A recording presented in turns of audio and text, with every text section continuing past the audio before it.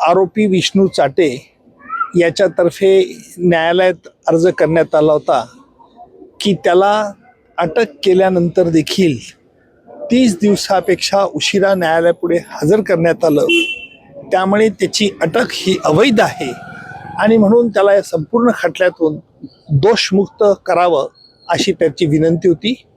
त्याला आम्ही विरोध केला. न्यायालयात आम्ही असं युक्तिवाद करून सांगितलं की संतोष देशमुख यांच्या खुनाबद्दल एकूण 3 गुन्हे एकत्रित करण्यात आलेले आहेत.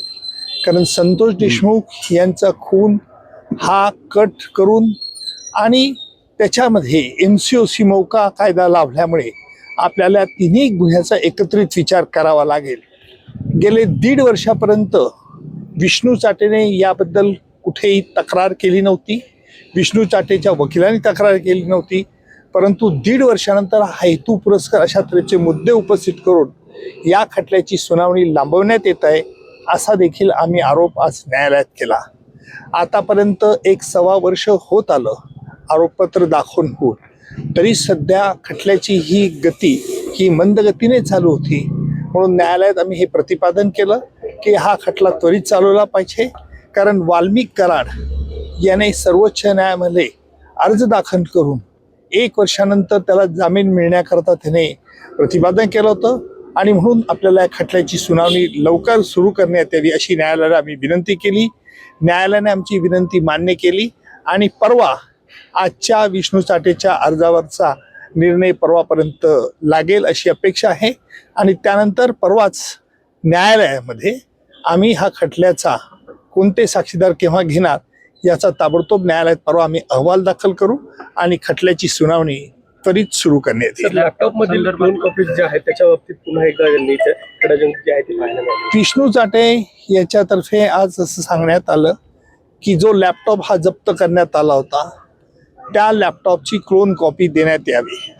अर्थात आम्ही हा फोरेन्सिक लॅबोरेटरीकडे लॅपटॉप पाठवण्यात आला होता. त्याप्रमाणे त्याच्यामध्ये जे मटेरियल होतं ते मटेरियल जेवढं उपलब्ध झालं फॉरेन्सिक लॅबोरेटरी ते आम्ही त्यांना दिलं होतं. तरीसुद्धा आज आरोपींचा आग्रह असा होता की आम्हाला पूर्ण मटेरियल द्या त्या लॅपटॉपमधलं. आम्ही म्हटलं की जे आम्हाला उपलब्ध झालं आहे ते आम्ही दिलं, फॉरेन्सिक लॅबोरेटरीचे मध्ये उपलब्ध आहे, परंतु जुने मुद्दे पुन्हा उकरून काढून हा खटला लांबवण्यात येत आहे असा आरोपाचा आम्ही पुनरुच्चार केला. न्यायालयाने त्यांना अर्ज देण्यास सांगितलाय. त्यावरती परवा न्यायालय याच्यावरती देखील आदेश पारित करेल. तर यापूर्वी संपत्ती जप्तीच्या अर्जासंदर्भात विवाद सुद्धा झाला होता, त्यावरती काही निर्णय आला? त्यावरती ऑर्डर झाली ती परवापर्यंत होईल. आता सर तुम्ही D2 बाबत नेहमी बोलत असता सर, आता पुन्हा एकदा ते प्रकार पाहायला मिळतो. असं आहे की आम्ही आज न्यायालयात हे प्रतिपादन करताना आरोपीतर्फे सांगण्यात आलं की आम्हाला जे खटल्याचे महत्त्वाचे कागद ते मिळाले नाहीत, तरी सुद्धा या खटल्याची सुनावणी कसं काय करता येईल. त्यावेळेला न्यायालयाला आम्ही म्हटलं की हा खटला पद्धतशीरपणे उशिरा करून उलथवून टाकण्याचा प्रयत्न, ज्याला मी यापूर्वी देखील न्यायालयात म्हटलं होतं की आरोपीतर्फे D2 ऑपरेशन चालवण्यात येतं. जसं पाकिस्तानतर्फे K2 K फॉर काश्मीर आणि K फॉर खलिस्तान चालवलं जात होतं. परंतु मला असं वाटतं की आता नवीन न्यायालय आलेलं आहे आणि या खटल्याची सुनावणी त्वरित करण्यात येईल असा रोख मला आज दिसला.